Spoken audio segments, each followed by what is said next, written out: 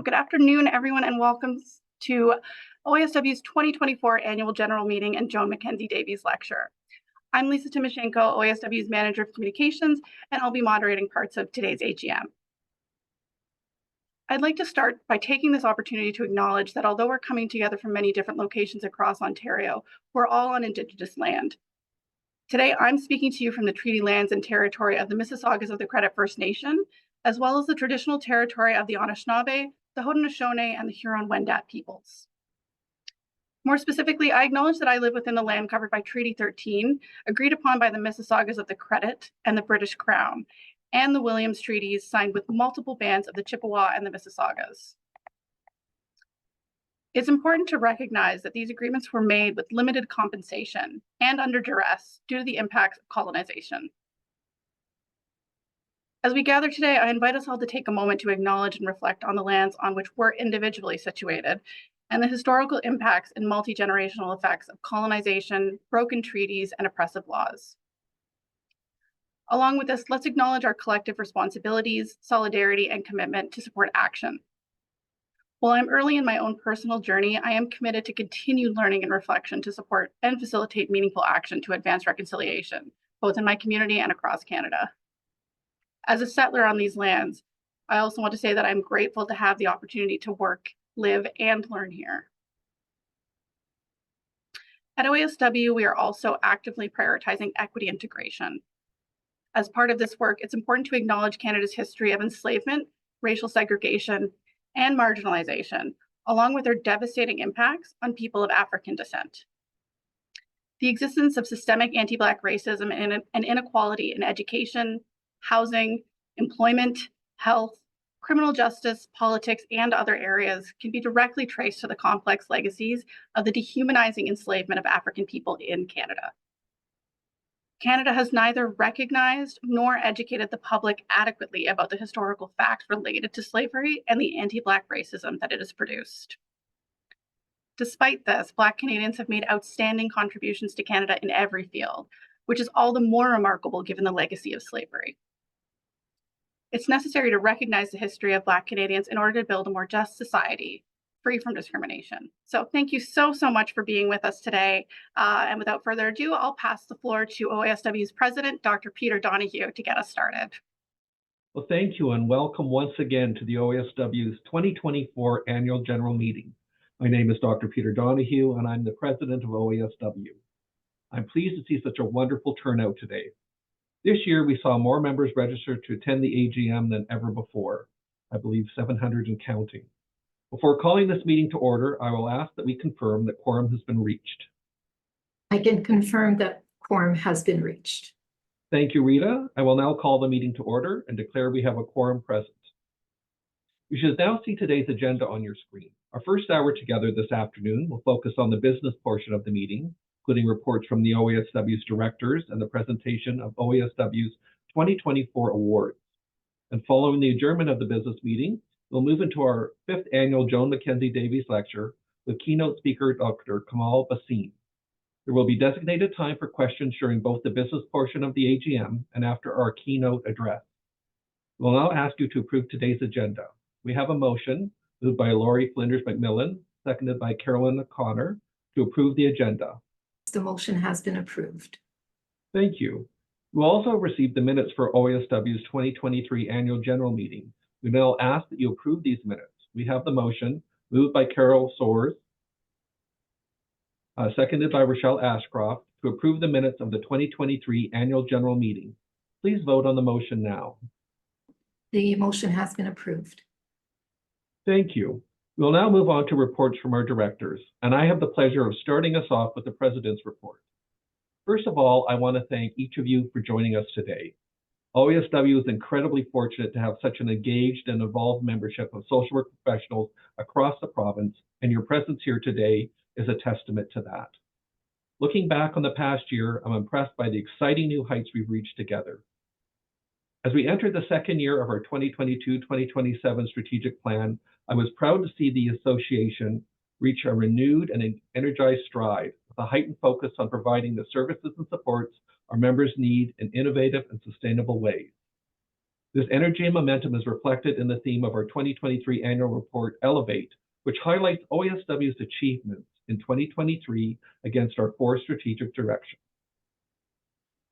In 2023, we worked to shape the future of the profession through advocacy, through leadership, and strategic engagement with government. From ministers, MPPs, and senior government decision makers to leading stakeholders in mental health, education, senior care, insurance, and social policy, we work to build a valuable awareness of the scope and impact of our profession. Our advocacy touched on issues of importance to the profession through evidence-informed advice to government on portable benefits, student mental health, supports for long-term care residents, tackling anti-Black racism in education, reducing barriers to accessing mental health supports, and more. As a result of our growing influence, OASW was sought out by high-profile media outlets and thought leaders to share insights on mental health, student well-being, workplace mental health, and the inclusion of social workers as the key partners in healthcare settings. This progress is significant, and it is ours to share. Through our member-led advisory groups, OASW members have stepped up to offer their experience, expertise, and leadership to shape our positions and priorities. And I want to take this opportunity to thank them for volunteering their time and expertise to advance our shared work. In 2023, we continue to act on our commitment to equity integration, identifying and delivering on 4 action items to ensure progress against each of our equity integration focus areas. Recognizing the power of data to propel change, OASW was among the first associations in Ontario to introduce the disaggregated collection of race and identity-based data to assist in our future state planning. Members responded to the call, recognizing the opportunity to address barriers and build a more inclusive association and profession, with almost a third of our membership opting in to share this data by year end. In 2023, we were also proud to welcome more than 1,600 new members who are joining us in our vision to mobilize mental health and well-being across the province. We remain committed to facilitating connection within our growing membership with our local engagement network program, bringing social workers together across the province at more than 160 events. In 2023, we also stepped up our engagement with social work students, partnering with 16 schools of social work and student associations to deliver 20 student-focused learning and networking events. Notably, we saw an impressive 46% growth in our student membership. We also welcome more Francophone and French-speaking members than ever before as we work to heighten our focus on delivering French language events and learning offerings. During Social Work Week and month, we joined with our national and provincial partners to recognize and spotlight the many facets of social work practice that enhance the health and well-being of people, families, and communities across Ontario and Canada.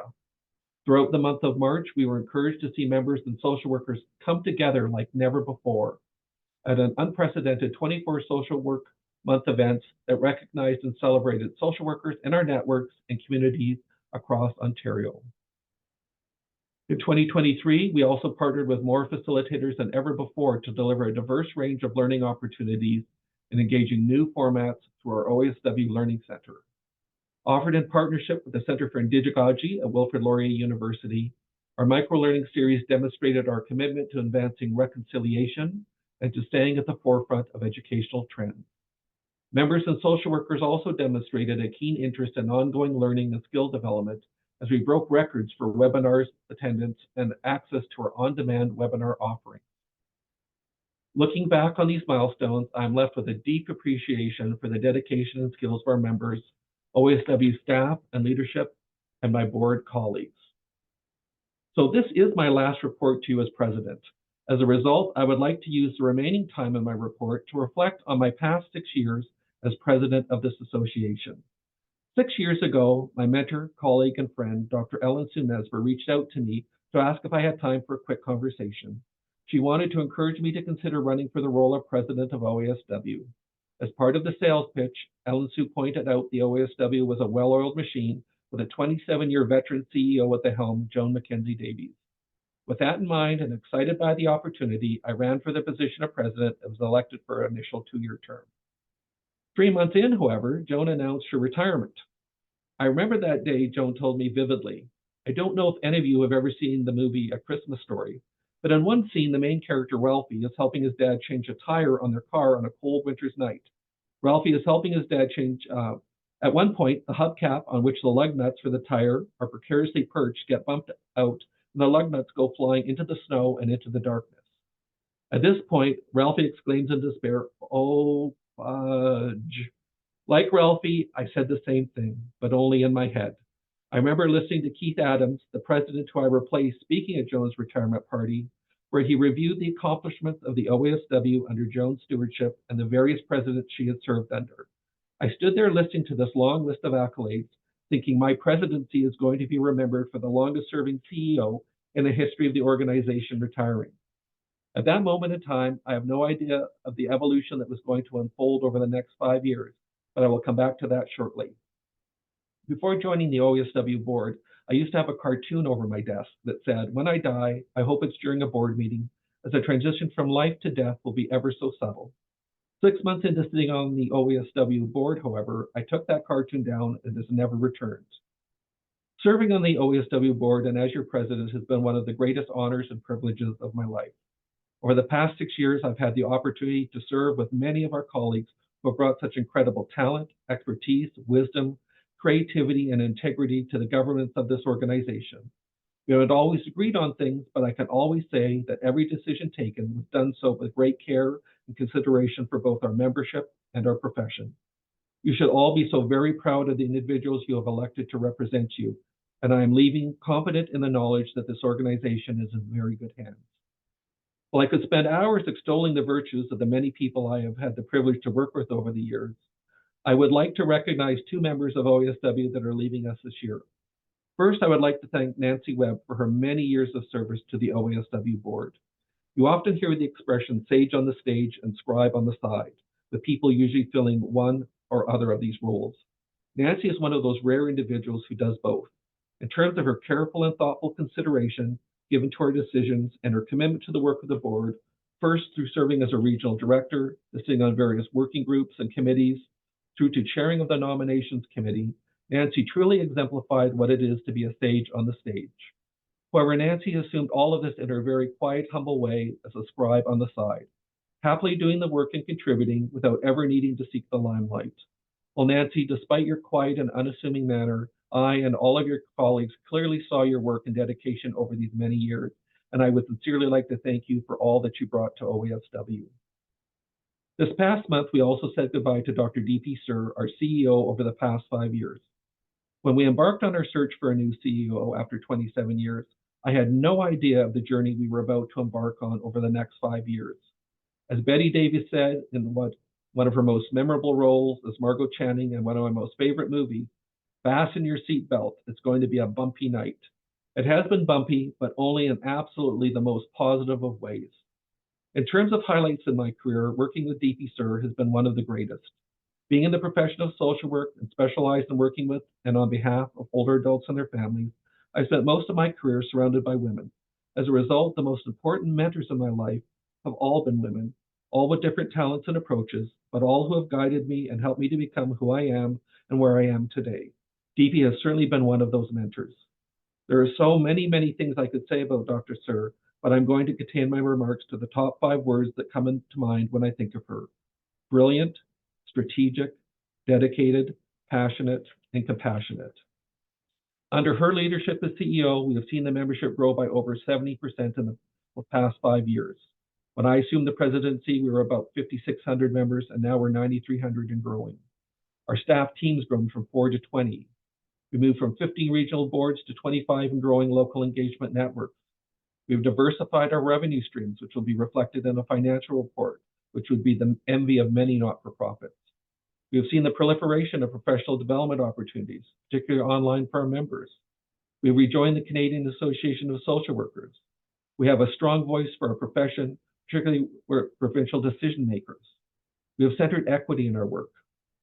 Obviously, Dr. Sir required a team of dedicated staff, a committed board, and support from all of you as our members to make this happen, but it required DP's visionary and empathic leadership to guide us all and keep us on track. I can now look back on my presidency where 6 years ago I thought I would be remembered for the retirement of the longest-serving CEO in the history of the association, to when we have seen what I would call the modernization of the OASW. Thank you, Dr. Sir, for everything you did for OASW, and we wish you well on this next chapter in your professional journey. You will forever be one of my colleagues and mentors, but more importantly, a true friend, and those are hard to come by in life. When you have an association as large and diverse as OASW, inevitably you're going to make decisions that not every member is going to agree with. There are members who were with us 6 years ago who are no longer with us, I'm sure as a result of some of the strategic decisions we have made. The one thing I can say with great confidence is that each and every decision has been made with the greatest of care and always with the best interest of our members, profession, and ultimately the people we serve in mind. So I'd like to end here by thanking each and every one of you for all that you do to make this association and ultimately the profession of social work so very strong, vibrant, and relevant. Thank you. And before we move on to the next item, I also want to pause and just give a quick tribute from OASW's team as well. So Peter, we're going to put you in the hot seat for just a few minutes and actually pin your video or your camera, just so you know. So just give us one moment. Thank you.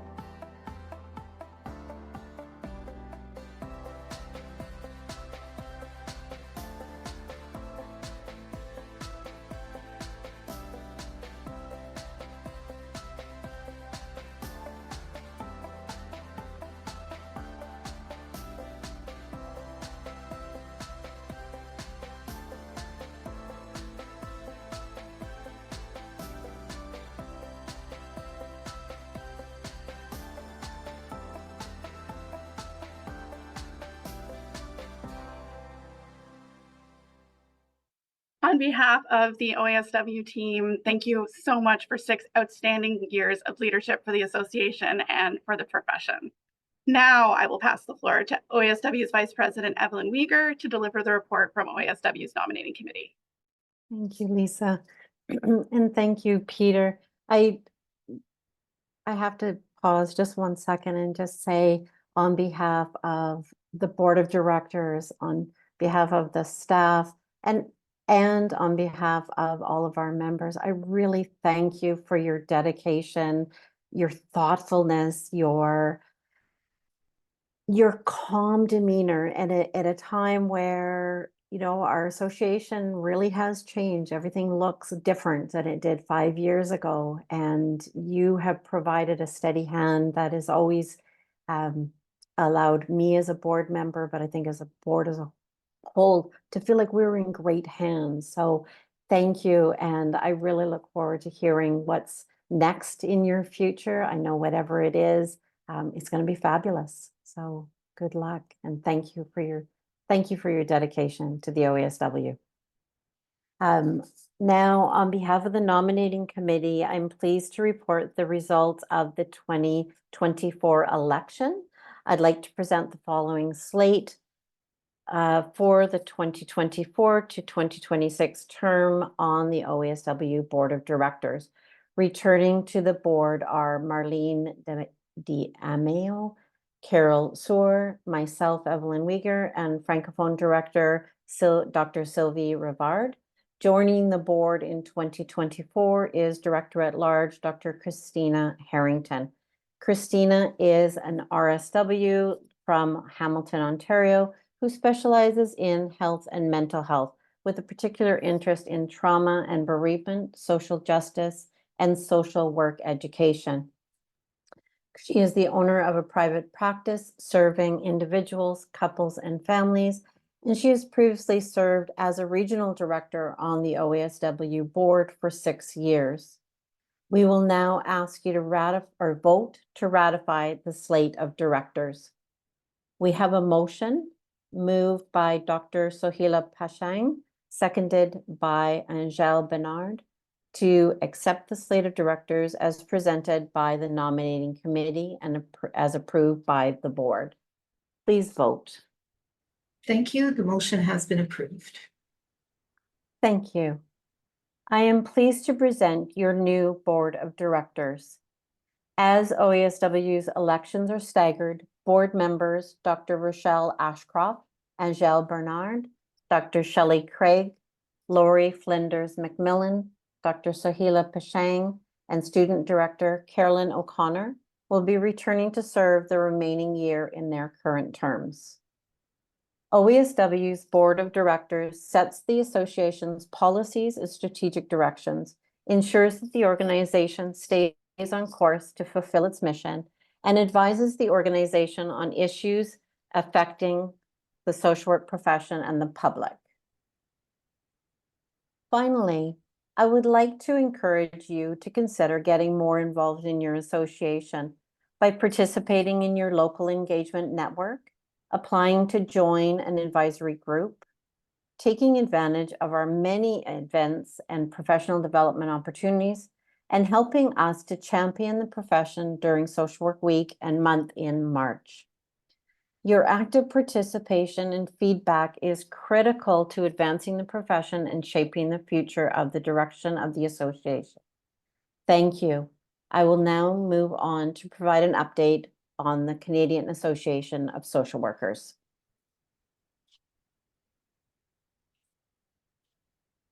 I have the pleasure of serving as the OASW representative on the Canadian Association of Social Workers Board and connecting with our colleagues across Canada on issues of common interest and concern. In 2023, CSW entered its first year of its new strategic plan that include 4 core pillars: promote the profession, strategic advocacy, equity, diversity, inclusion, and belonging, and strengthening the profession and association.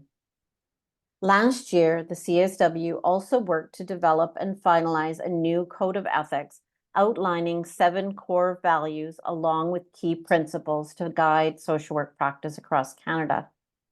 This code was developed following significant consultation with members in preparation for a 2024 release. The CSW also organized a lobby day on Parliament Hill, leveraging the opportunity to advocate for social work's inclusion in the Canada Student Loan Forgiveness Program and funding for a federal scope study. Our lobbying was successful for loan forgiveness for social workers working in remote and rural areas, as that request was added to the 2024 budget. There'll be more information to follow on that. CSW also continued to advocate for enhancing policies and processes to evaluate credentials of internationally educated social workers, as many jurisdictions across Canada experience challenges with training, recruitment, and retention. In Alberta, the provincial government legislated the separation of their social work association and their regulatory mandates, leading to CASW welcoming the newly minted Social Work Association of Alberta to its membership.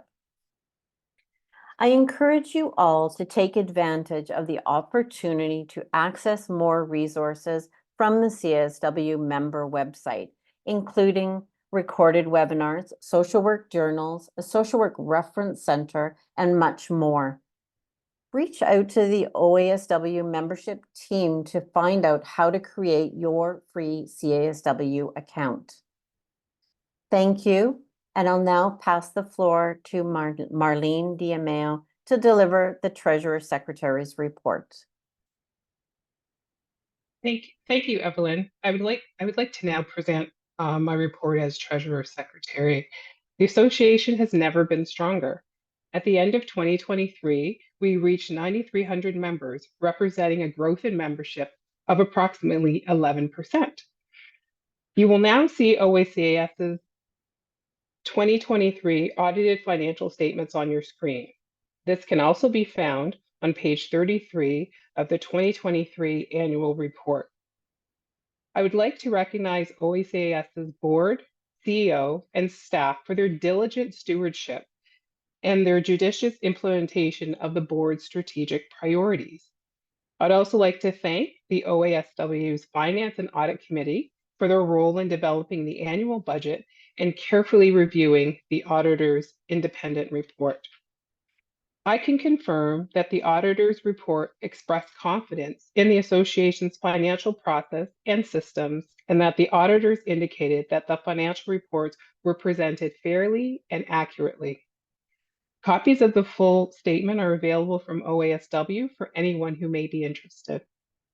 I would now like to put forth a motion, seconded by Shelley Craig, to approve the audited financial statements for the year ending December 31st, 2023, as presented. Please vote on this motion now. The motion has been approved. Thank you. For the past 4 years, OASW has worked with BDO Canada LLP as our auditors. On behalf of the board and OASW's Finance and Audit Committee, I am recommending their reappointment. I would now like to put forth a motion, seconded by Evelyn Wagner, to approve the appointment of BDO Canada LLP as our auditors for 2024. Please vote on this motion now. Thank you. The motion has been approved. Thank you for your involvement and support.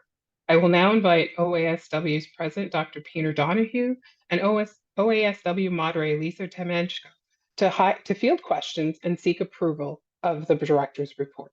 Thank you.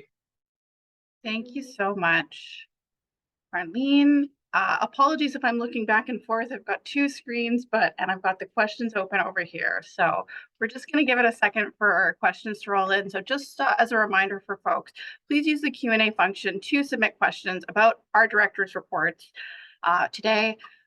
Because the OASW AGM is focused on reporting on the 2023 year, we will be prioritizing questions that relate to the 2023 year and items presented in our director's reports. We'll endeavor to answer as many questions as possible.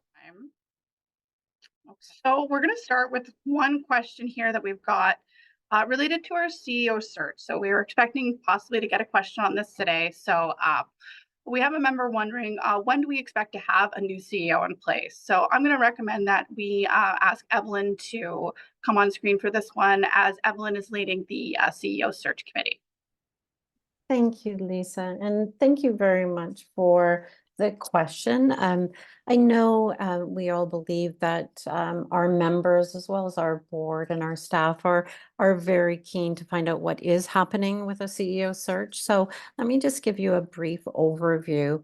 The board has formed an executive search committee that includes myself as the OASW Vice President, as well as 6 committee members selected by the OASW Board of Directors. The committee includes representation from the OASW staff team, Francophone members, OASW Executive Committee, and directors at large.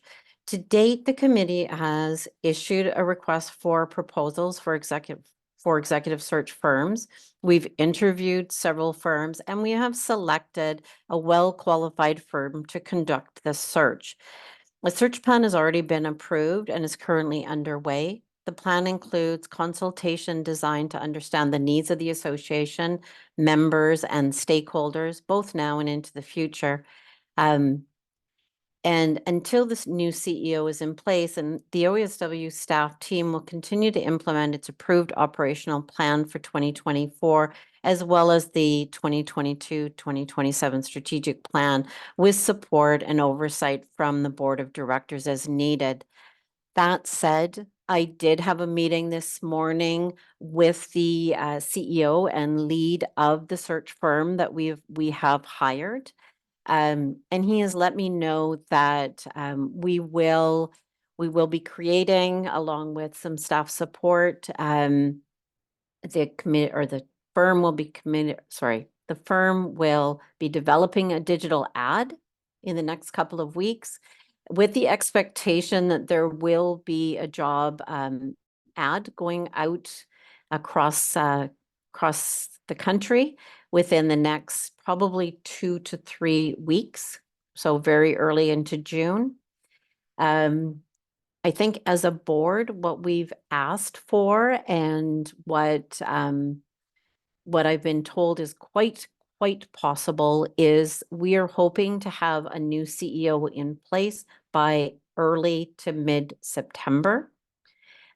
So with that, I will say, we'll keep people apprised as we know, but there's no reason to think that we will not have a new CEO in place by the end of the summer, early into September.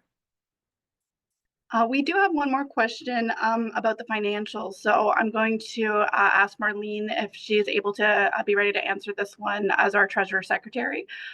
So we have a member asking about the deficit that OASW ran in 2023 and the fact that our books are balanced despite that. So they're just looking for an explanation on that deficit for 2023. Great. As a treasurer, these are always kind of the questions that you expect, right?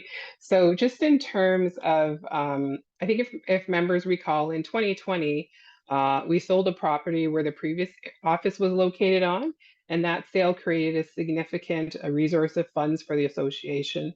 So since the time, the board has intentionally budgeted with the aim of drawing down on these reserves each year to support our operations and expand services for our members. So, some of the key benefits from that have been, the development and the expansion of the virtual professional development offerings, virtual and in-person networking across the province. And this is like a planned draw on the reserves, and it's happened more slowly than we had sort of originally planned, as again, our revenues have been very fully supported by the membership growth and the grant funding that we received in 2020. So going forward, we plan to retain an appropriate level of reserves to ensure that the association can face any future risk while working with the Finance and Audit Committee, the staff, and the accountants to return to hopefully a balanced budget, but balanced operational budget by 2026. So that is the plan that we have in place. Thank you. We'll now move to approve the director's reports as presented. We have a motion moved by Julia Salzanero, seconded by Sean Ouellette, to approve the director's reports as presented. Please vote on the motion now. Thank you. The motion has been passed. Thank you. I will now pass the floor back to First Vice President Evelyn Weger to provide an update on amendments to OASW's bylaws and articles of incorporation. Thank you, Peter. In 2023, the OASW conducted a review of the OASW bylaws and proposed recommended changes designed to bring them into compliance with the Ontario Not-for-Profit Corporations Act by the deadline of October 2024. As part of this review, the OASW staff and board also sought legal and governance expertise to support compliance and enhance clarity. After careful consideration, OASW Board of Directors endorsed and approved the proposed updated bylaws and Articles of Incorporation in November 2023. The draft updated bylaws, as well as a detailed overview of the proposed changes to the bylaws and Articles of Incorporation, was distributed to all members and AGM registrants for review ahead of today's meeting. I would now put forward a motion, seconded by Angèle Bernard, to approve the revised bylaws of the Ontario Association of Social Workers as presented. Please vote on the motion now. Thank you. The motion has been approved. Thank you. As part of its review, OASW has also recommended changes to the association's Articles of Incorporation, also known as the Objects, which is OASW's official corporate record with the province of Ontario. The previous objects date back to 1977 and were not consistent with the objects listed in OASW's bylaws or with the strategic priorities outlined in the OASW 2022-27 strategic plan. In addition, articles are rarely changed and should therefore remain broad and timeless. In accordance with expert and legal advice, the committee therefore recommended that OASW simplify the objects listed in the OASW official corporate record to mirror OASW's mission, stating the purpose of the corporation as being the voice of the social work profession in Ontario. You will also have received a summary of these proposed updates in advance of today's AGM. We will now ask you to approve these changes. We have a motion moved by Shelley Craig, seconded by Sohaila Pashang, to approve the revised Articles of Incorporation of the Ontario Association of Social Work as presented. Please vote on the motion now. Thank you. The motion has been approved. Thank you. I'd like to now invite Dr. Peter Donahue to return to the floor. Thank you, Evelyn. We will now move on to the approval of acts and deeds of the Board of Directors during the 2023 to 2024 term. We have a motion moved by Tracy Gross, seconded by Jane Gagnon, to approve the acts and deeds of the Board of Directors during the 2023-2024 term as reported. Please vote on the motion now. Thank you. The motion has been approved. Thank you. I'm now pleased to move on to a particularly rewarding part of today's agenda, the presentation of OASW's 2024 awards. And I'd like to invite OASW Awards Committee member Jane Gagnon to present our first award. Thank you, Peter. I am pleased to announce that the Awards Committee has selected 2 social workers to receive this year's Inspirational Leader Award. The OASW Inspirational Leader Award is presented to social workers whose contributions to the profession inspire others and whose professional conduct serves as a role model for those working in the field of social work. It is my pleasure to announce that Rebecca Churchyard has been selected as a 2024 recipient of the OASW Inspirational Leader Award. Rebecca is a registered social worker and founder and CEO of Green Care Farms, Inc., the first nature-based program in Canada on an operational farm for people with dementia. Rebecca and her family struggled to find engaging programs for her grandfather, Ron, a Christmas tree farmer, after he was diagnosed with dementia at age 63. This inspired Rebecca to leverage her experience as a social worker in healthcare and policy to develop a creative solution to dementia care, relocating back to Kitchener-Waterloo to start Green Care Farms in 2020. Green Care Farms provides people with dementia with responsibility, purpose, and belonging while being physically active in nature, all while providing their caregivers with much needed respite. Green Care Farms operates in a social enterprise model aiming to maximize positive social impact for the community. This includes focusing on sustainable agricultural practices, innovative care models, and local food security. Produce grown through the program is distributed to local food banks, feeding at-risk older adults in the community. Rebecca also provides opportunities to volunteer and work on the farm through organized community day events and gatherings, allowing people of all ages to experience the social, physical, and mental health benefits of the program. Currently, Rebecca is working with other professionals to expand the Green Care Farms model to other communities across the province. Notably, Rebecca does this work outside her full-time role as a care coordinator of specialized geriatric services for Home and Community Care Support Services, Waterloo, Wellington. Rebecca's work demonstrates the power of social workers channeling their knowledge of systems and care gaps to address social problems and remove barriers for the people we serve. Please join me in celebrating and welcoming Inspirational Leader Award recipient, Rebecca Churchyard. Thank you so much. Thank you so much for this award. I am deeply humbled to have been nominated by my wonderful teammate and my friend, Jenna Rhines. So thank you so much, Jenna, for that. In reviewing the previous winners of this award, I am absolutely honored to be considered an inspirational leader alongside these amazing social workers.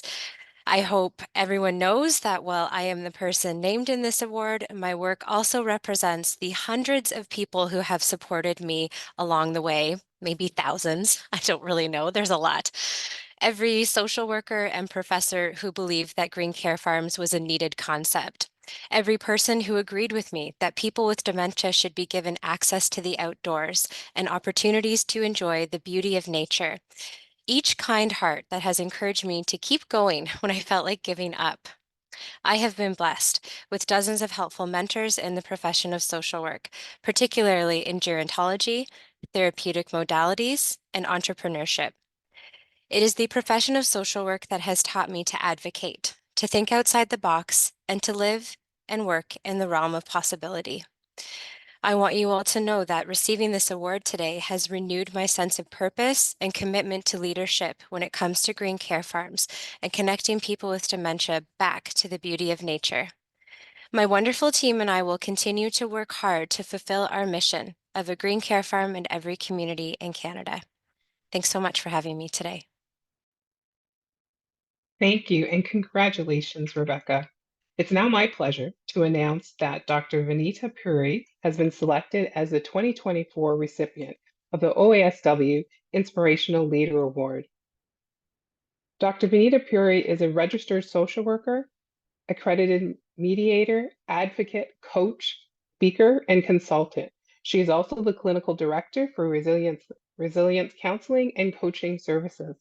Over the past 20 years, she has worked with diverse populations across a range of settings, from correctional institutions, hospitals, and community health centers, to settlement agencies, educational institutes, and corporate environments. Dr. Puri is a motivational speaker who embodies the mission and values of the social work profession. Her work and advocacy have served to reduce barriers for persons with disabilities, women of marginalized background, and newcomers to Canada who face social insecurity. As a second-generation South Asian woman of color with disabilities, she's inspired others through her ability to overcome barriers to reach great heights. A passionate social justice advocate, she actively participates on the Human Rights and Social Justice Committee for the Canadian Psychological Association and the Diversity Advisory Committee of the Phi Psi International Honorary Society in Psychology. Dr. Puri's advocacy has led to a number of local, national, and international speaking engagements. Most recently, she spoke at the Joint Conference on Social Work Education and Social Development in April of 2024. Dr. Puri has been recognized as the International Ambassador for Pink Thursday, a COVID hero by the City of Mississauga, an eminent ambassador for human rights and peace by the International Human Rights Advisory Council, and a peace advisor and a peace ambassador for the United Nations Diplomatic Mission on Human Rights. Please join me in celebrating and welcoming Inspirational Leader Award recipient, Dr. Vanita Puri. Wonderful. I am deeply honored and profoundly humbled to be a recipient of the Inspirational Leader Award. I don't even know who nominated me, but thank you so much. It means the world to me. You know, we live in a time where the role of social workers is more crucial than ever. We are the pillars of our society. We advocate for social change and social justice. And, you know, we help people at their worst times in life. I believe that we're all leaders that serve society. So in a way, I feel like this represents us all. What drew me to the field of social work was that as a woman of color with disabilities, I faced many experiences of many barriers to inclusion in my life.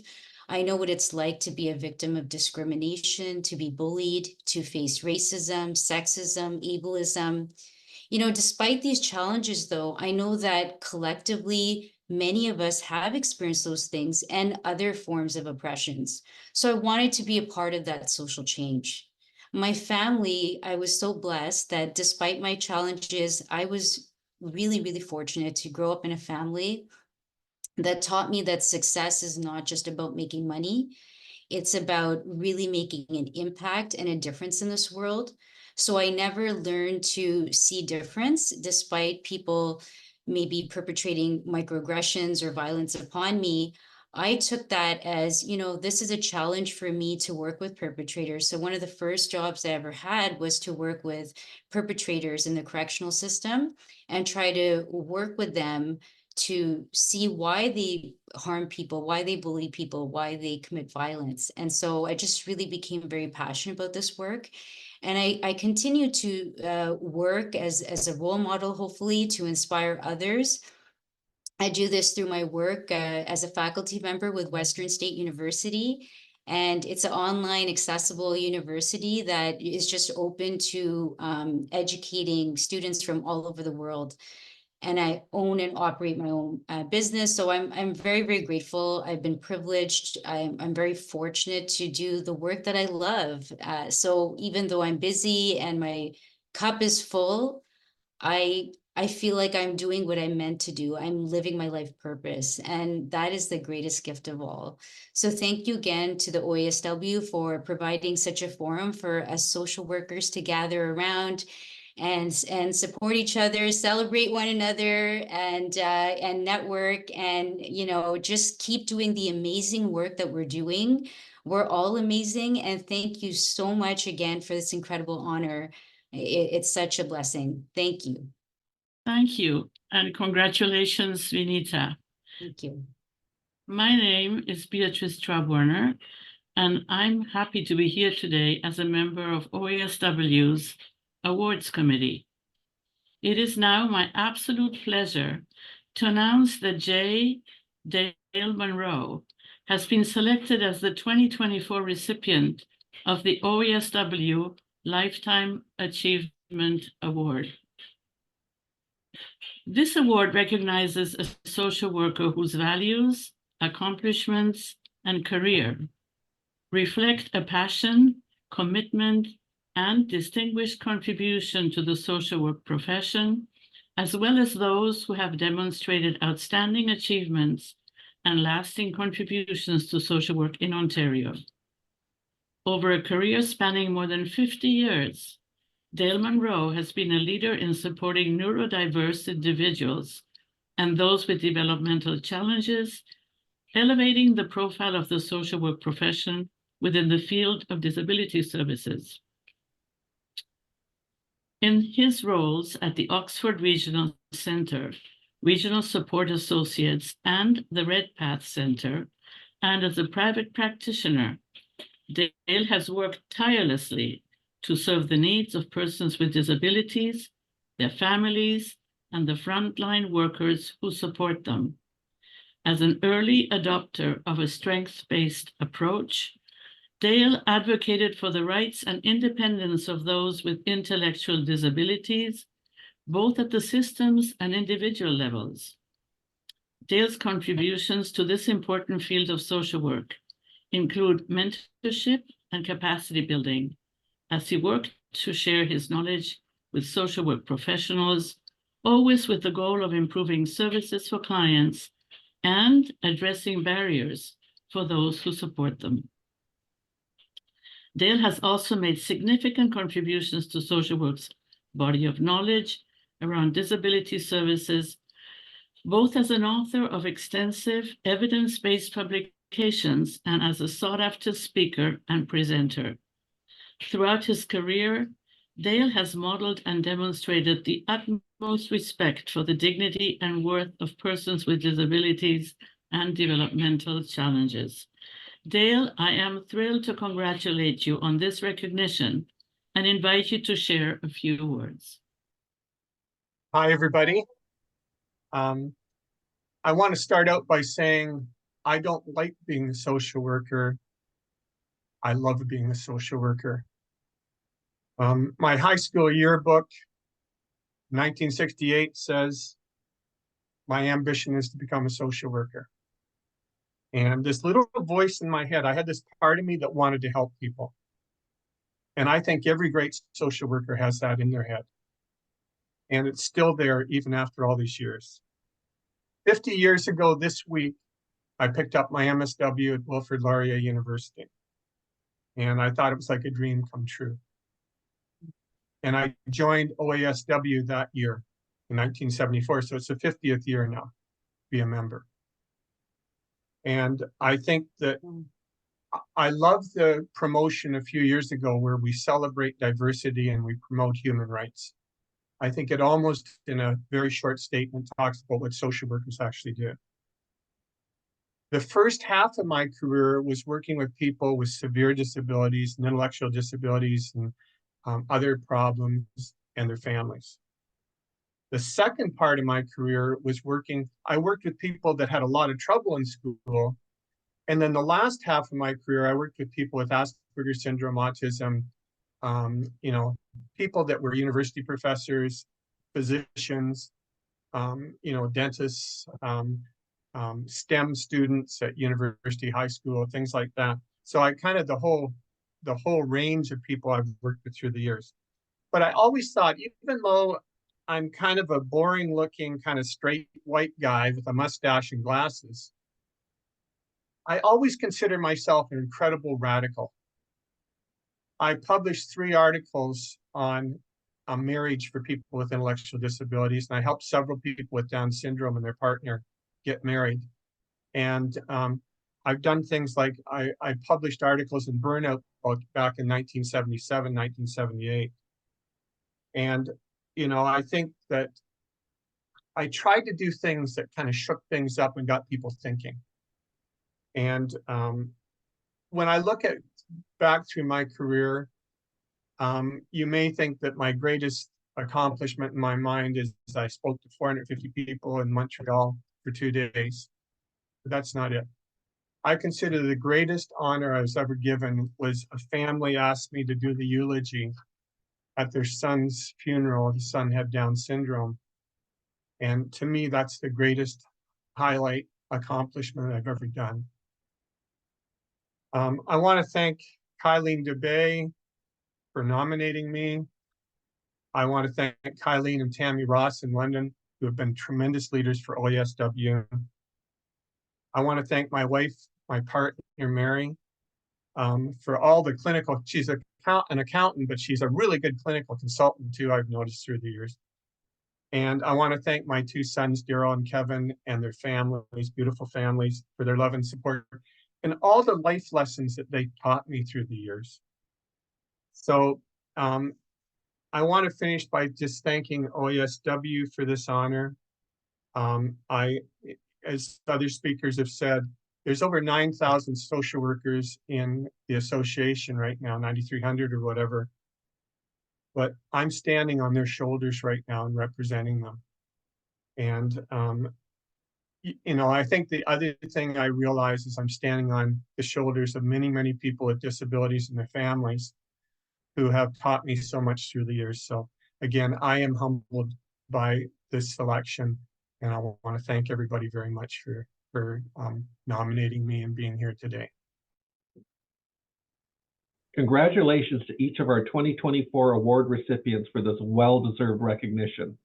This concludes the business portion of our AGM for today. It is now my absolute pleasure to welcome you to the 5th annual Joan MacKenzie Davies Lecture.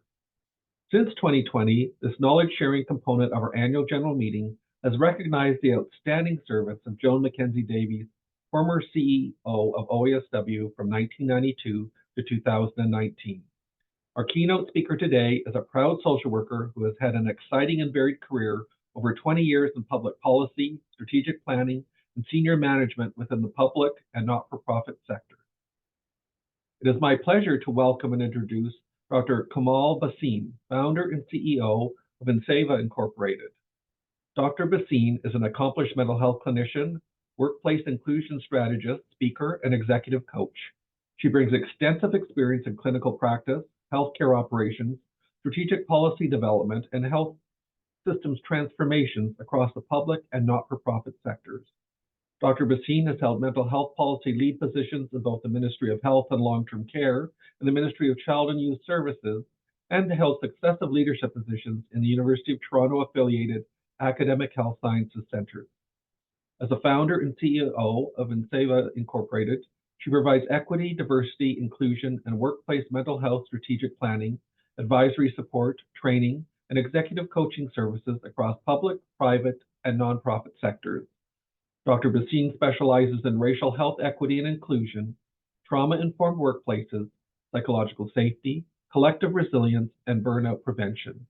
She's delivered training to thousands, advised on equity-based strategic plans for dozens of organizations, and coached hundreds of leaders worldwide.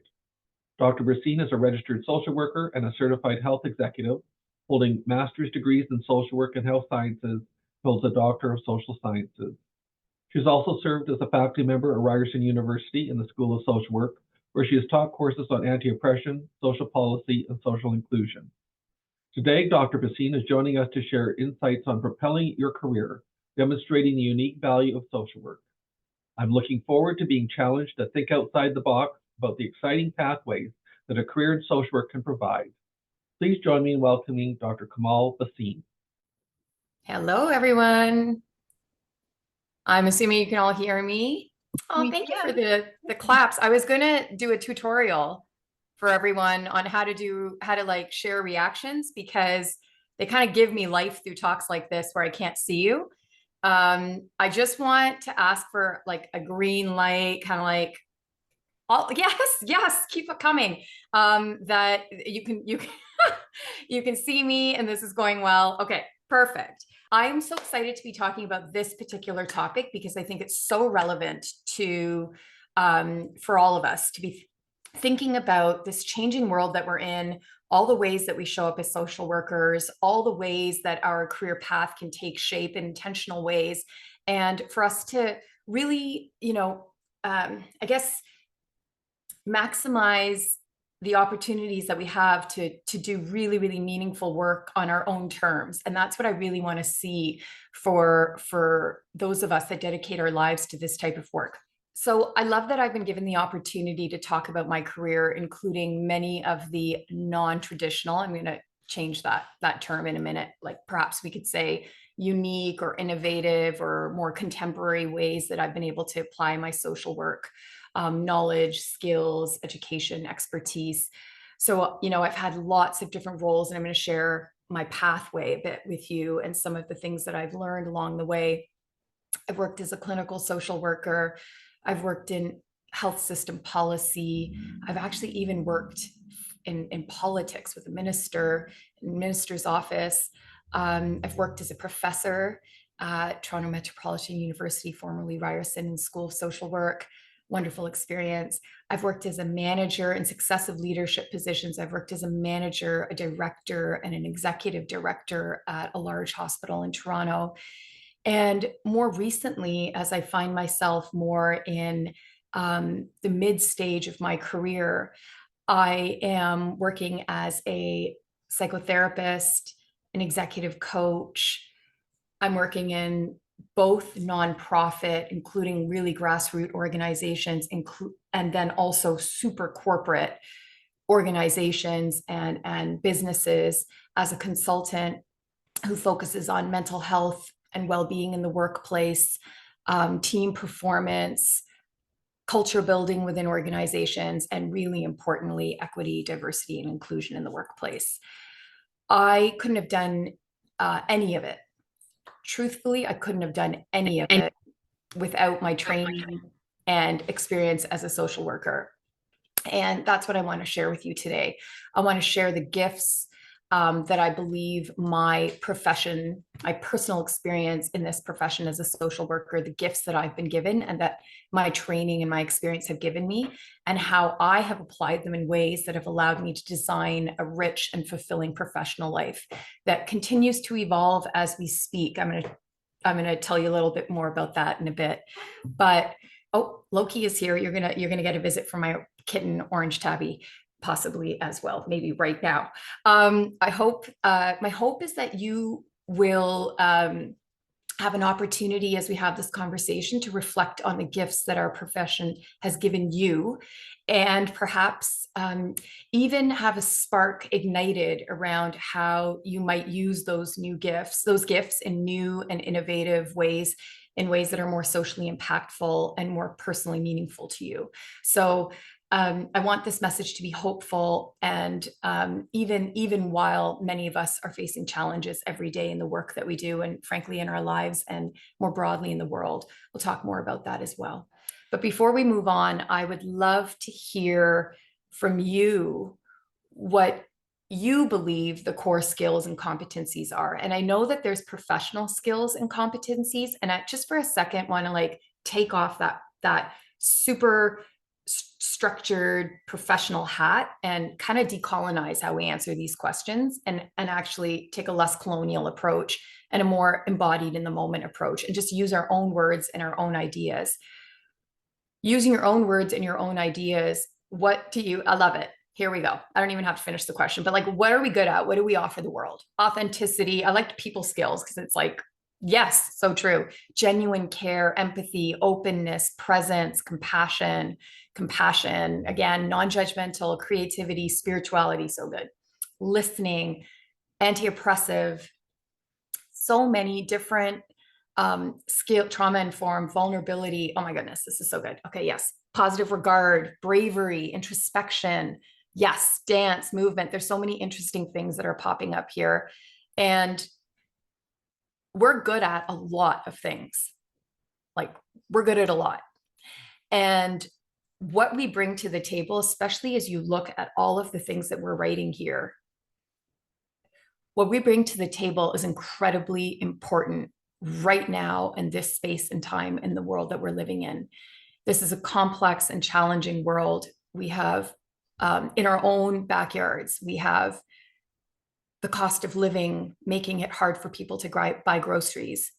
Entire generations that may not have homes that are in the neighborhoods that they grew up in. They won't be able to stay in community because they can't afford to buy a home or rent in the place that they grew up. We're recovering from a global pandemic which has changed us forever. The world feels smaller than ever. In an instant, literally Instagram, instant, we can know exactly what's happening in another place and actually have that shocking view of it in real life through a screen, a tiny screen. And so the world feels smaller than ever, and it feels more divided than many of us have experienced in our lifetimes. I'm 46 years old, and this is the most divided the world feels for me in my lifetime so far.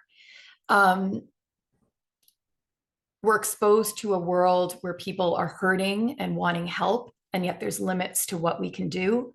Many of us feel helpless. Our trust in global leaders are at a low. Our trust in leaders in general are at a low, is at a low. We're in a world that is rapidly accelerating with technology at a point that we can't catch up with it. In the time it takes to learn a new technology, that technology is out of date. That's how rapidly accelerating technology is. There's no way we humanly can catch up to the pace of technology at this time, positive and problematic technologies. And then when we bring it right back down to ourselves as social workers, our profession sometimes feels like overwhelming, like we can't make all the impact that we want to make. Sometimes we feel devalued, uncertain. Sometimes our roles feel at risk. And we feel like, what do we bring to the table when there's so much going on, and when others are increasingly doing the work that we were doing? There's other professions, there's blurring of lines, there's lots of forces that we may have some control over and less control in other ways. And with all of that, and while all of these complexities are true, the world has never needed us more. And so with that, I want to talk about the gifts of social work, the things that we bring to the table that nobody else does, and how we can leverage them to build careers of meaning and purpose and expand our purpose. And one of the things I want to say up front as I head to the mid stages of my career and I'm decolonizing my heart, my mind, how I show up, that propelling my career at this point may very well be stepping back from my career. It doesn't mean expanding, taking on bigger roles. Impact and propelling our careers in the way that feels right to us might actually mean contraction of what we do. It might mean saying no, doing less, and picking more simpler things for ourselves. And then for others of us that have the energy, have been waiting to do this for a long time, want to have passionate goals and things that we imagine for ourselves, and we just are not doing them. I hope to inspire through sharing my own story about like some of the ways that we can do more of that. And so for the rest of our talk, I want to focus on sharing the gifts of social work as defined by me, the gifts that social work had given me on my career journey. And so next slide, Lisa. I'm going to share them with you here. So maybe we could do this. Can everyone see me really well? Because an option is that we can just take down the slide and I can talk to this instead. And we can just leave it up for a few seconds for you to clock it. So, okay. So the problem with the reactions is like, what are you reacting to? Are you reacting to the part where I said, take down the slides? Okay, there's one. Take down the slides. Amazing. Okay, so let me do this. Yes. Okay, love it. Yes. Oh, you like the slides? Leave up the slides. I like this. What did I do? What did I do here? Okay, let's do this. Okay, we're going to do a little mixed hybrid. So Lisa, we're going to do a hybrid. So what I want to do, because I do think you should look at this slide. And by the way, feel free to take a picture of it as well, because you never know when you might want to refer to it again. And for those of you that are like looking for leadership roles, looking to expand what you do, need to present yourself. Like I present myself daily to clients around what value I can add for their organization. Framing some of your skills in this kind of way is helpful. So I would actually take a picture of this if you want to, if some of those things are on your mind, let's say. The social work skills that I would like to, or the gifts of social work that I'd like to share and how they've had an influence on my careers. I'd like to share about how social work has taught me to bring together situational judgment in a collaborative and caring way, and the impact that's had for me. Psychological safety, intercultural competence, authentic relating, interdisciplinarity, and trauma-informed collective consciousness, which is what I call it. And in particular, I want to go through each of these and share the impact of them. And with that each, perhaps I'll share a bit of a story for myself as well. So I work in organizations, but I didn't start that way. For me, what intuitively came together as I completed my MSW and I started working in environments was a real personal value around collaborating and caring, which I think many or most of us will have and bring to the table. But what I was able to do that I think many, many social workers are very adept at doing, but we don't always articulate it in a way that helps in workplaces, let's say. We don't always articulate it, and we don't always, call attention to ourselves, is we exercise situational judgment. And what differentiates people in workplaces, let's say, or in environments or in team climates, is when there's that trust that an individual exercises really good judgment in a tough moment. And what I want to say about this is, if you look at research, like the top researchers and contributors to leadership theory out there, and here I'll just give you the ones that I think are the best. MacKenzie, and you can sign up for their newsletters or follow them on LinkedIn or just go on their websites. MacKenzie, Harvard Business Review, and Deloitte, I think, are three platforms or organizations that offer really good leadership theory and content out there. And the research shows that over the last 20 years, discourses on what makes for good leadership have changed dramatically. 20 years ago, it used to be about subject matter expertise, command. Do you have presence when you walk in the room? Are you a compelling, persuasive leader? Those kinds of things. Do you have tenure? Have you put in your time? And do you have like technical expertise? 25 years ago and before that, that was what was considered to be excellent leadership. 20 years later, their research shows that there's a steep decline in any reporting of good leadership that talks about those skills. And in fact, there's a massive incline in all leadership theory, research, evidence, like examples of compelling leaders, and massive acceleration on people skills, servant leadership, meaning like kind of leading from behind, putting people first, collaborative leadership, knowing how to exercise situational judgment where there's different views and opinions, etc. And so the first thing that happened for me in my career is that I was able to demonstrate a willingness to collaborate, a care for the people around me, and really good situational judgment. Situational judgment like, we have a crisis or we have a situation here and we need to figure out a solution, all hands on deck in a collaborative, space-making conversation where everyone can contribute. Let's say in a hospital setting, I was working in psychiatry at the time. And those moments of situational judgment and then calling them that opened up leadership opportunities for me.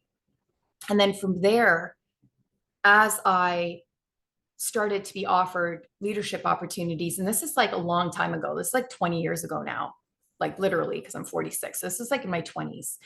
The world was different then in terms of job opportunities, and social workers, particularly in hospital settings with MSWs, were being given more opportunities, I would say, than there's different challenges now, or not even challenges, just different realities. But there was space for me to exercise that judgment and to name it. And it opened up doors for me. And when those doors opened up, I was able to understand that there were more complexities than meet the eye. And I started to become a student of psychological safety. Can I just quickly ask, has everyone, you can just do reactions or in the chat, does everyone know what psychological safety means? And are there folks? Okay, so there's going to be like some people that do and some people that don't. So I'm just going to describe what psychological safety is. Psychological safety is different from psychological health or mental health. Psychological safety refers to the conditions in the team environment, where people feel safe to speak up and they feel safe to make their contributions in the way that they want to, without fear of being punished or being there being retribution or being excluded. I like to add like an inclusive lens to psychological safety. And what's psychological safety research has been around for a very long time, but not very long time, but decades. And it only recently became popular. And the reason why it became popular is because Google, that organization, that company, did a study on, and specifically the research question was what are the conditions for the best team?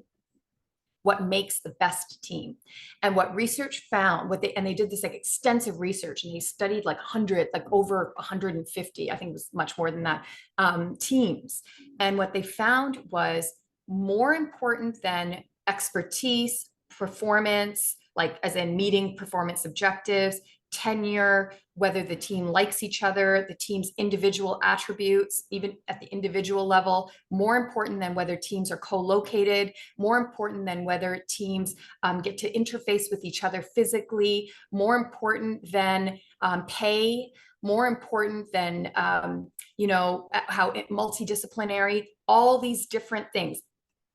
More important than any one of these things, and in fact, more important than the cumulative effect of these aspects of teams, was this thing called psychological safety, which is the team safe for risk-taking? Is the team safe for teaming, being a team with each other? Can everyone contribute how they want to contribute? Is everyone's voice heard? Is it okay to make mistakes? Can people feel safe? I became a student of psychological safety, and I was predisposed to doing well at it because I'm a social worker. And I want to share, when I got my executive director job at a hospital in Toronto, you can Google to find out which one, but when I got my executive director job at a hospital in Toronto, for about the first year that I worked there, in that role, that senior role, whenever people would give me like compliments or credit for stuff, including my boss, who really, he was a psychiatrist. He is a psychiatrist. He really is an older fella. He's retired now, but he would do such a, like, he would really try to like boost me up, it was really lovely in that way. And he would always not inadvertently, his own bias would be, he would say, when I made a good contribution in a team, or I handled something well, or I stopped an issue, or people were in conflict and I managed it, he would say, Komal has like a health administration degree. She has an executive health administration degree from U of T. And he would boost me up on the highest status thing he thought I had on my resume. And the first couple of times he did it, I was like, what's he doing? That's really interesting. And then one day he did the same thing. He said, well, she's got a health business, basically has a health business MBA. So like, this is why she's being helpful right now. And I turned to him and I said, oh, no, this isn't business.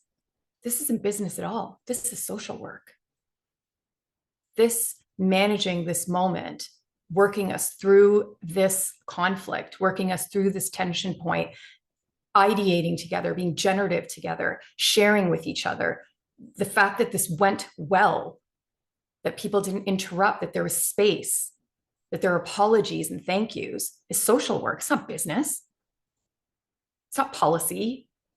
It's my skills that I learned in school. It's not even me, actually, it is, but it's my training. This is my bones now. What working in and building capacity for psychological safety let me do is it let me lead really well. And through that, I started to build greater and greater comfort with who I was as a leader, and owning what was going on for me.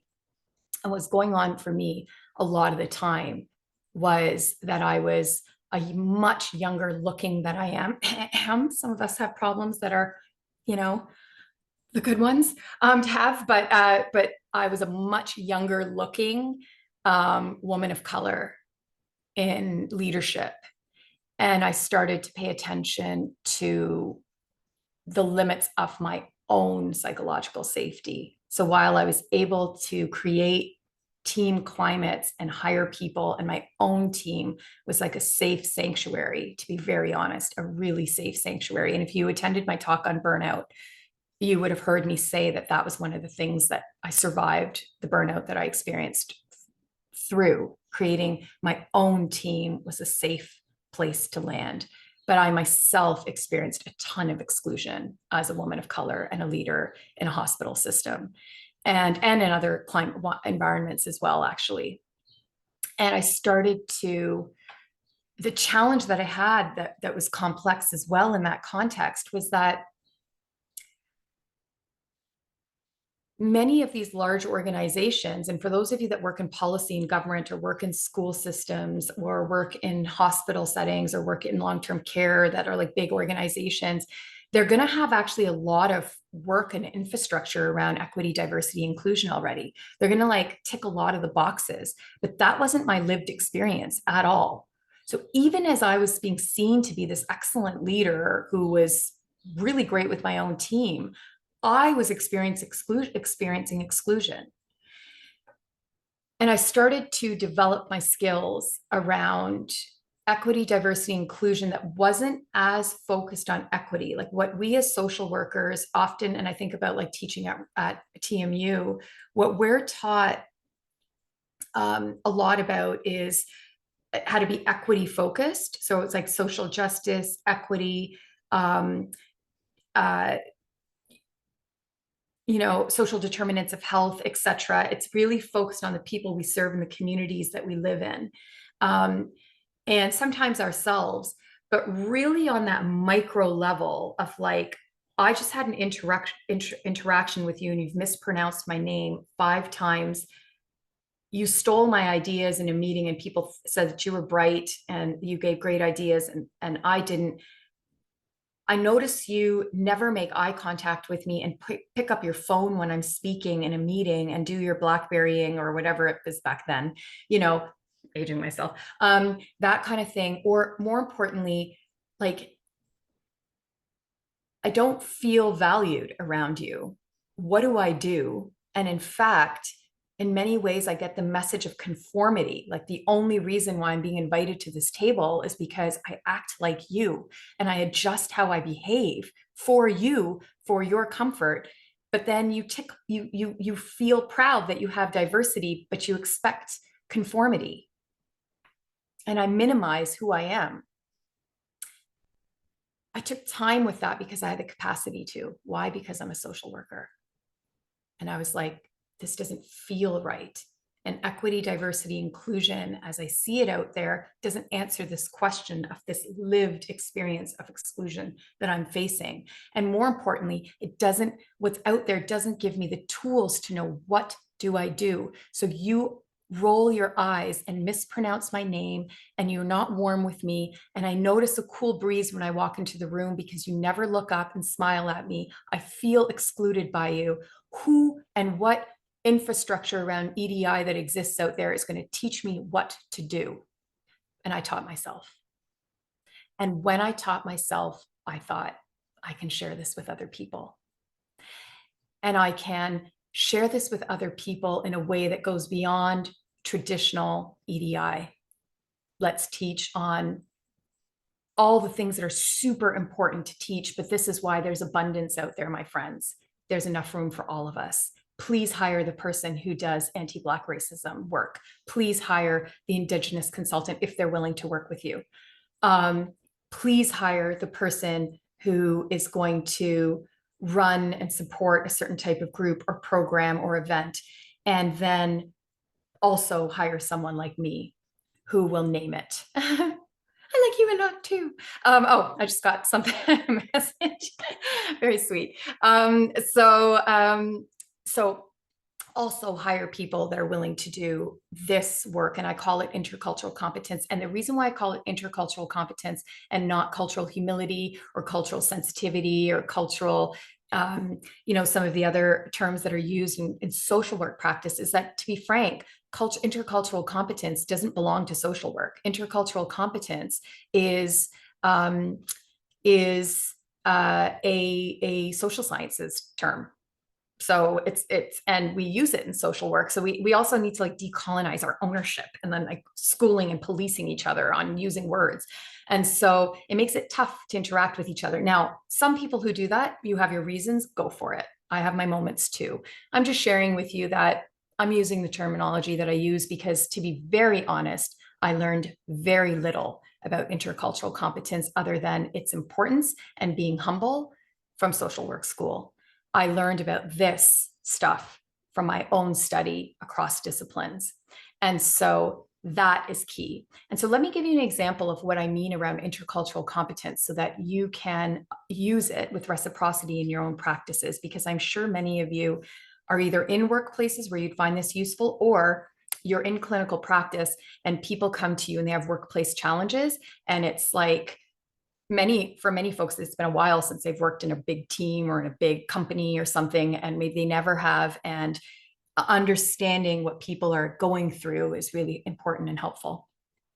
When I'm talking about intercultural competence, I'm talking about things like social workers with that self-reflexivity that's so important. Are you a direct communicator or an indirect communicator? Attendees, friends, colleagues, peers. Are you a high hierarchy or low hierarchy individual? Are you collectivist or individualistic? How do you feel and how do you value lived experience? Are you high expressiveness? I'm highly expressive. It makes it easy for me to be a good presenter. When somebody presents a little bit more like this, do we judge them? Is it their personality or them being shy, or is it cultural? Are they low expression? And with some folks, that style would be much better.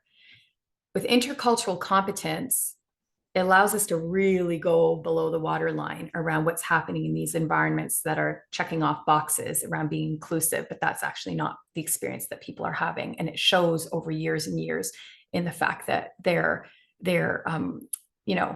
employee engagement scores and stuff like that don't change. So that social work ability, that eye that I had around cultural competence is what allowed me to go into that work. And then as I went into that work, I got to be exposed to more and more and more stories about people's experiences and asked more and more to have safe conversations, because a lot of this work, when it's in a big room, it can't be done. It has to be done one-on-one. And for me to effectively coach government official, university CEOs, hospital CEOs, CEOs of investment firms, CEOs of art galleries, of nonprofit organizations, of the biggest consulting firms in the world, CEOs of architecture companies, and all sorts of different things, and not just CEOs, leaders at all levels.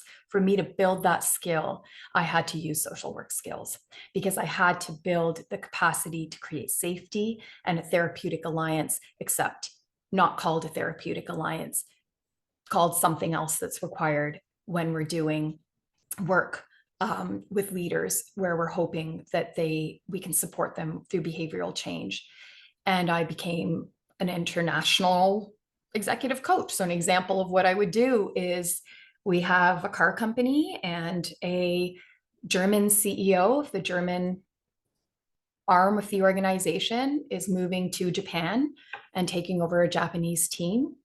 And they work differently, tied back to culture. And there's some challenges on the team, and supporting people through a really specific, focused style of executive coaching. And that's when I started to take on that work. And that's been a huge part of my career. And that's kind of where I am doing a lot of work right now. But things change. And I love, Candace said this in the beginning of our session, when we chatted with each other, but what I could bring, she said, could you share something about how to prepare, how to move with change and change with change? And I loved the way she said that, because it so reflects my path, like watching change happen and then asking myself at every step, like, what can I contribute to this? How can I move along with this change? And so one of the things that happened for me in doing this one-on-one work is that folks build trust through that alliance that we're able to create as social workers. And I was asked, much as this will be for many of you, this will resonate where you start with individuals and you move to families and then couples, and then maybe you're doing groups, and then maybe from groups you're doing speaking, like that kind of thing. I was asked increasingly to come in and do group work within organizations. And in particular, where there's complexity and sensitivity and where intersections are at play. So whether those are intersections of power or difference or different identities, often in the organizations I work with, there's a challenge around like rupture and repair that needs to be done, where there's a lens around people being afraid because race has been named or exclusion has been named, which is probably many of our experiences. And again, was my experience. My experience was when there are moments in my career when I've needed rupture and repair work, I have had feelings that my identities were factoring into how I was being treated. And I would have wanted to have someone who understands that work with me. And many of you will have that skill and ability. And so my career and my work changes rapidly. And last year in October, I was in India for the first time in 12 years. Awesome. And I loved it. And I was there and my phone blew up. And when I say my phone blew up, let me use more thoughtful and careful language. My phone was ringing a lot and I was getting a lot of messages, and I tuned in and I learned about what had happened in Israel on October 7th. And following the aftermath of that. And as a person who had been doing rupture and repair work in organizations for years at that point, good 4 or 5 years solid, I was asked for the first time in my career to provide support for rupture and repair, for relationships, for crisis in organizations tied back to geopolitical issues that had never, ever entered the workforce before, and specifically work with people who are identify as Jewish and people who identify as Palestinian, Middle Eastern, Arab, Muslim, who are impacted, and where there's rupture. And moving, being prepared for change as things change was a really powerful skill that I had to bring to the table, and I had to teach myself what to do. And in that moment, I stopped and I said, I'm being asked because people don't know who else to ask, and I kind of do adjacent work right now. What can I do? And I went back to social work and I said, I can teach empathy. And I started doing sessions on empathy. And working one-on-one with people with regulating themselves in the workplace and providing care and support and safe spaces. And that has been one of the most rewarding experiences of my career, and one of the most challenging and sometimes scary experiences in my own career. And I'm going to share in a minute a tip that I have, but what that brought me back to is, and this is where I find I'm going to finish this and then we're going to pull down the slide, but what it brought me to is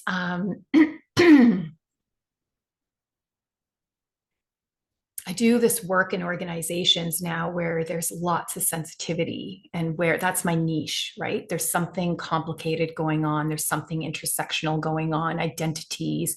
There's a lack of safeties. Leaders don't feel safe talking about it.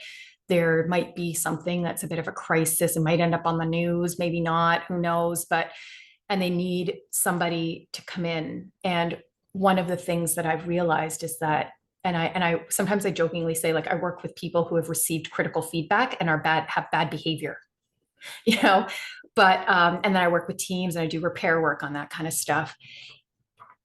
And I realized that what I really want to do so much of the time is just give people a hug and just be like, let's talk about your hurt that has you showing up like this, that has you feeling so separate, that has you forgetting who you are, forgetting who other people are. All the ways that your life separates you from you, you know. And so interestingly, at the kind of like the height of my career, I'm going to wrap up this part. At the height of my career, who knows, there'll be another height, but this is the best I've ever done in my life, the busiest I've ever been, and, you know, like that kind of stuff. I find myself wanting to make space for psychotherapy again and be like, the number one question I get is like, how can I move into corporate? How can I do corporate work? How can I, and I understand why. It's higher paid. It is dramatically. 100% of the people that I've coached have been paid through a company. Not a single individual has paid me through their pocket for years. So it's sustainable, good work. And I agree. But there's healing to be done. And I feel it. And I myself feel separate from it. So I myself am now moving back into the jobs that many of you have. I am doing psychotherapy. I allowed some space to retrain myself because it's been so many years. And now I'm IFS trained, EMDR trained, somatic bodywork trained, breathwork trained. And I'm so committed to trauma work that I'm also a psychedelic assisted psychotherapist. And that's what PAP, psychedelic assisted psychotherapy, and really interested in psychedelics. And so even as I do this work, it's like on my own terms as I return my career back. And it required me to have that holistic view of people to even return back to this place. And that's also from social work. So I just want to pause and say that many of the gifts, pretty much all of these things that I've shared, like my entire career pathway, have been a result of like those foundational skills that have had such a profound impact on me. And what I want to share is that in my second year of social work, this is why I thought of DP actually, because we took this course together, and it was social policy and social inclusion, I believe. And it was my favorite course, and it was the hardest course. And the prof was like, he was really tough. And he made us do a paper on what was called like hope, assets, and social capital. But it was like basically this idea that being able to be hopeful and have that asset of hope, and then having some pathways, like some opportunities. What that leaves is like our agency, our personal agency. And I've had the great fortune of pathways, and I have the great gift of some of hope. And really my practice has been my exercising my own agency. And I think that is such an incredibly important thing for all of us to do. And so with that, I want to give you some top tips, and then we'll go to Q&A. So the next slide, I'm going to share with you more concretely some tips that I've received that I found to be like very helpful in my career. The first one is to be the moral compass in the room. And this term moral compass was used with me like 20 years ago. So do I think it's colonial language? Yes. Do I think it's fragile language? Yes. Okay. Yes. Okay. It's imperfect. 100%. The principle here is, and Danielle sort of shared this, is like moral leadership, this like elevated consciousness, this way of being in the world that we understand, many of us. Be that in the room. Share your identities and frame why you're showing up the way that you're showing up, what your values are, and why you're showing up the way that you're showing up. It helps us collectively build our brand as social workers.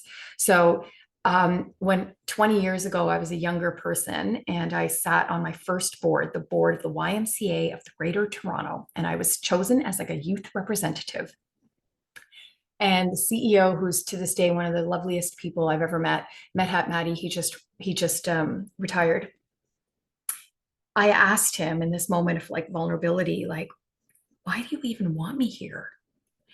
And like, what, like, I'm so like, there was really, really senior people. And he said, because you're the moral compass in the room. And it was so powerful to hear him say that. And he used the language moral compass. But the point is, what he was sharing with me was that my presence elevates the consciousness in the room. And I think that's really powerful.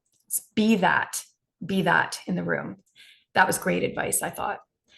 The other thing is, and I see this on Psychology Today all the time, great piece of advice, practical.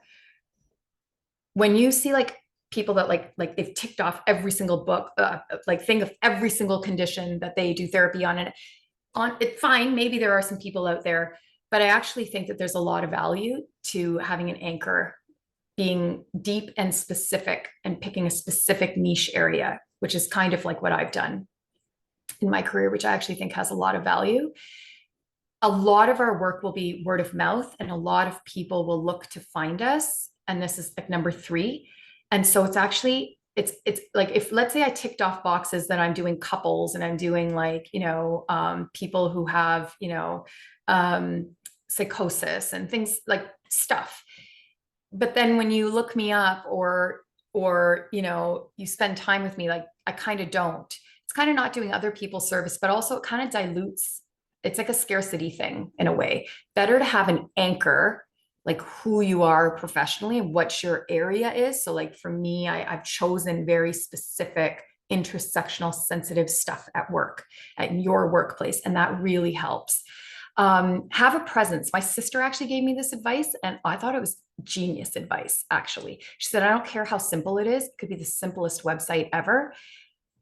People are going to have curiosity when they hear your name or when they hear, oh, there's a referral, a therapist, maybe you should talk to this person, or here, there's a good presenter. You should have her come into your workplace and talk about how leaders can have conversations about mental health, which is a big part of what I do. If they can't find me somewhere, it's less helpful. So have a presence, even if it's small. It could be LinkedIn, it could be Instagram, like something that people can find you. And then I love this one. Focus on meaningful conversations over mentors. I really like this one. This one's about understanding that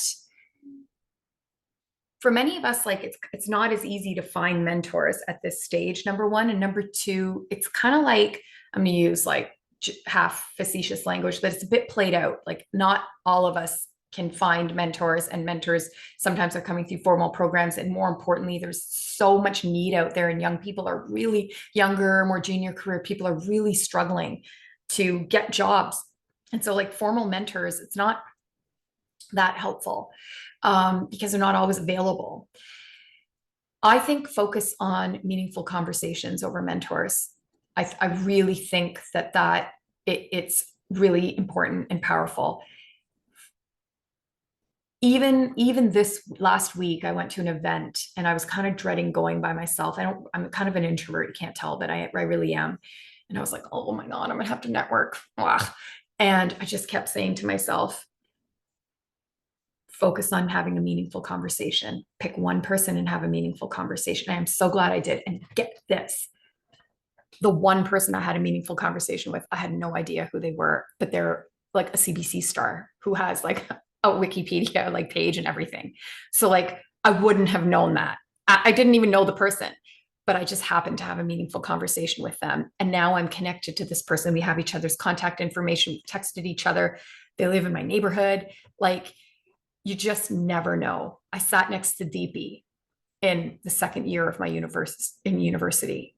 You never know. Focus on meaningful conversations.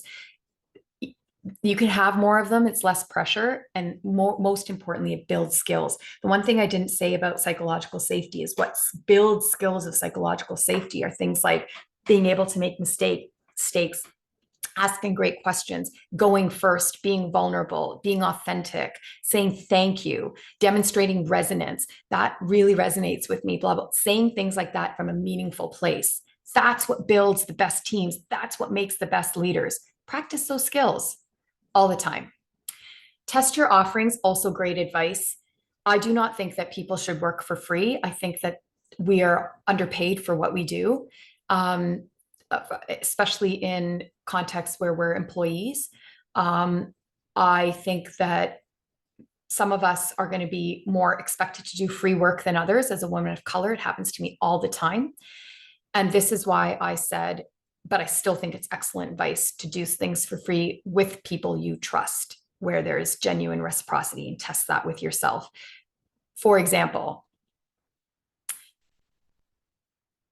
when I thought the only thing that I can offer folks that feels meaningful and responsible to me in this context where I'm being asked to do very sensitive rupture repair work around what's happening in Israel and Palestine right now, and very, very, sensitive work. And I thought of empathy. I practiced that in a free webinar. I gave a free webinar and 200 people showed up, and I tested that content. So do the same, and whatever that looks like. If you have a friend who owns a pet store, do it for the pet store employees. If you're really interested in doing something around wellness in the workplace, for example, that's awesome. Practice it anywhere you feel there's reciprocity. And then the last thing is know your value. I think some of us really struggle with knowing that we're worth abundance. And in many ways, we work with people who are so vulnerable that it feels almost irresponsible to seek that abundance and that full value of what we do, etc. And I'm sure that will resonate with some people here. And I understand that that's like a process to get through, but it starts with you being very clear on your unique gifts and sharing them and naming them all the time. And so I want to do a check-in with Lisa around how much time I have. And depending, I would love to do a tiny little exercise with you. Is there like a tornado? What's going on with the weather, by the way? Sorry. Yeah, apparently there's a tornado in Barrie. So Keep Komal, safe. you do have a few more, or at least a tornado warning. So Komal, you do have a few more minutes. You can go to up to 2:20 if you'd like. 2:20, and then does that include our Q&A? And then we would pause for Q&A. Okay, amazing. Yay. Okay, is everyone down for a little few minute exercise together? Okay, you're down. Yes, into it. By the way, Vanita, congratulations on your award, and your sister-in-law, Gina, I grew up with her. Okay, sorry, just, brown people, you know how it is. So, yeah. So she's wonderful. So, okay. Let's do this exercise together. I do this sometimes when I'm working with leaders. So here's the context, again, in the context of like sharing with reciprocity, like you can do this. Many of you will probably work with people who are like in organizations where they're struggling, like they come to you with workplace problems and stuff like that. So just giving some thought to how you might apply something like this. I do this sometimes, maybe I do this in lots of different ways, but I'll just share the last time I did this exercise, I was working with women executives in technology. And they're working across different organizations. And I used this exercise for a personal branding exercise. It's like, how do you want to be different so you're not having to conform in the room around your male colleagues, because women are very underrepresented in this particular area of technology. And so how can you like show up and be grounded in the brand, like who you are and the brand you're going to build bring to the table. So you can use this exercise in different ways, but I actually want to use it around gifts. And so you can actually bring down the slides, Lisa. Thank you. Okay, so as we think about the gifts that you bring to the table, doing this talk really helped me think through the gifts of social work. But I'd love for you to think about the gifts that you bring to the table. And so in particular, if you can write this down in some way, think about these spheres of your life: your family, your friends and community. So your community of friend, like chosen family, friends, community, etc. Your work,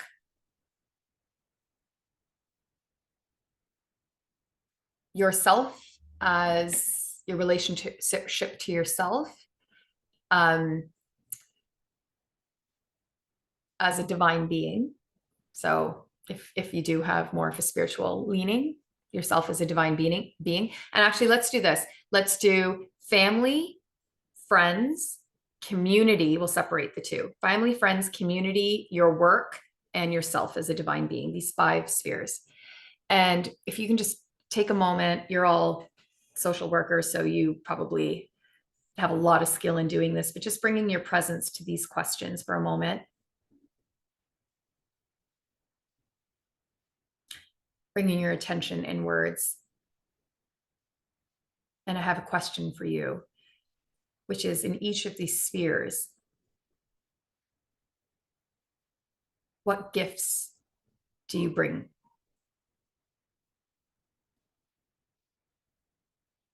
What gifts do you share in each of these spheres? And maybe 1 word or 2 words to define the gift. The gifts that you bring to your family, the gifts, or the gift, 1 word, few words to describe the gift that you bring to your friends, those relationships. 1 word for the gift that you offer to your community. 1 word or a few words for the gift you offer in your work. And 1 word for the gift that you offer to yourself as a divine being.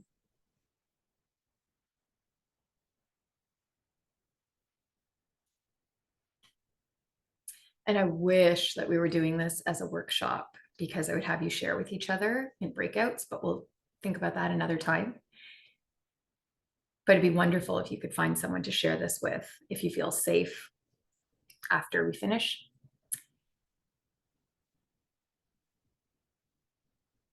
And what I would love for you to be able to think about is, how can you tell the story of those gifts?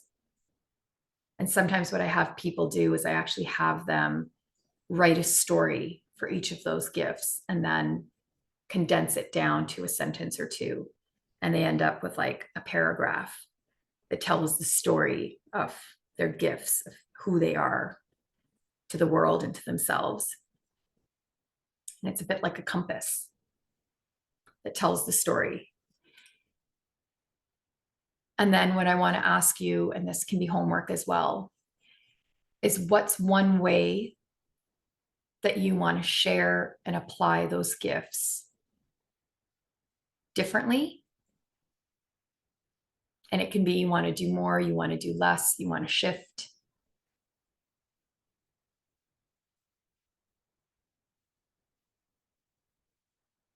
And then, in the spirit of what we know really brings about sustainable change, we just take 1 step. And so what's 1 step you can take? Based on the chat that we've had today, based on the reflections you've had.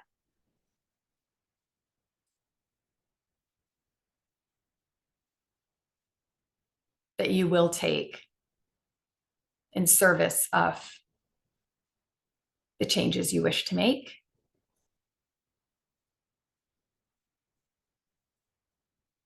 And then based on the science of manifesting, which is based on like physics, it's very cool and very interesting. Taught to me by another executive coach. We say it, we see it, and we feel it. So what's something I want to manifest? I want to lean into psychotherapy. So I'm going to say it. I will expand my psychotherapy practice. I'm going to see it. I imagine myself working with clients, doing trauma-informed psychotherapy. And then I feel it. I feel the joy, fulfillment, and the meaning that brings to my life. Well, Dr. Bhasin, thank you once again for sharing your insights on how we can all think differently to demonstrate the unique value that social work brings to the table. You've truly left us feeling energized and motivated about what's possible for the future of the profession. And thank you to everyone who joined us today for your commitment and support of the association. We really look forward to continuing our work together to chart the course for the next chapter for our profession. Thank you for being here and have a great afternoon, everyone.